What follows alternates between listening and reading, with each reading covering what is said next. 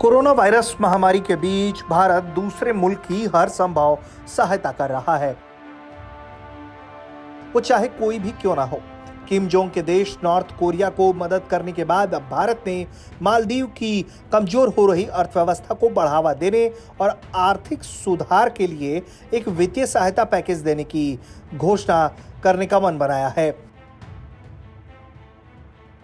मालदीव के स्वतंत्रता दिवस के मौके पर भारतीय उच्चायुक्त संजय सुधीर ने कहा है कि नई दिल्ली और माले की दोस्ती ऐतिहासिक है और बेहतर भविष्य के लिए वो एक दूसरे के साथ हैं।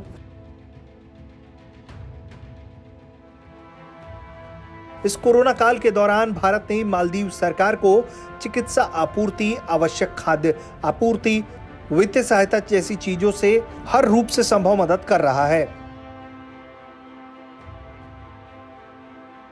भारत मालदीव को नकदी संकट से उबारने के लिए मुद्रा विनिमय व्यवस्था के जरिए $40 करोड़ की सहायता उपलब्ध कराएगा।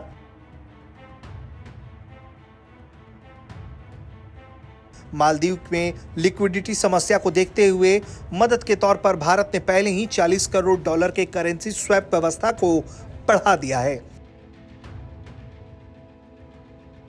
इसके साथ ही ऑपरेशन संजीवनी के तहत भारत ने हाल ही में मालदीव को 6.2 टन दवाइयां भी उपलब्ध कराईं।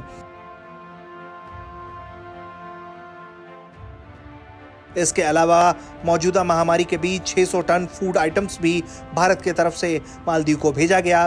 भारत सरकार की नेबरहुड फर्स्ट पॉलिसी के तहत मालदीव की हर मुश्किल घड़ी में भारत ने साथ दिया।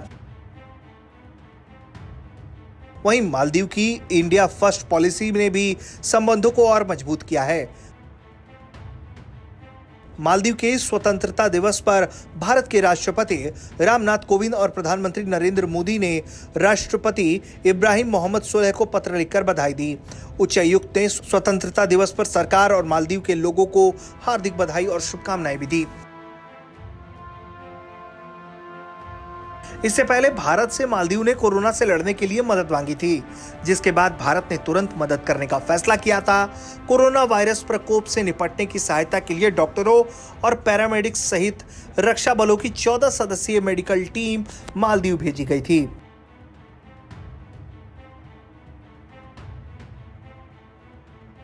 फिलहाल चीन से फैले इस वायरस के कारण दुनिया भर की सप्लाई चेन बुरी तरह से प्रभावित हुई है, जिसके कारण सामान और दवाइयां एक देश से दूसरे देश ले जाने में काफी समस्याओं का सामना करना पड़ रहा है। अब कुछ देश दवाइयों और अन्य चिकित्सक उपकरणों की सप्लाई के लिए भारत के संपर्क में आए हैं। ब्यूरो रिपोर्ट, भारत तक।